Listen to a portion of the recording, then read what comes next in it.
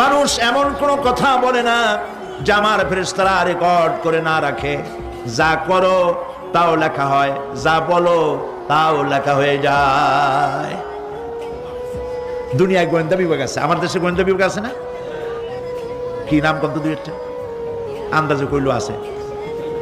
CID, DIB, DFI, army intelligence, কত রকম গোয়েন্দা আছে, কত বাহিনী আছে আপনি টের পাবেন না। পাগড়ি একটা বান্ধি আপনার সামনে বসা, আপনি বুঝবেন না যে আপনার আমলনামা রেকর্ড করতেছে ওখানে বসে। আপনি তো মনে করেছেন দরবেশ সাহেব 6 সেল্লা দিয়ে আসছে, কিন্তু তিনি গভর্নমেন্ট অফিসার, আপনার সর্বনাশ করতেছে, আপনি টের পাচ্ছেন না।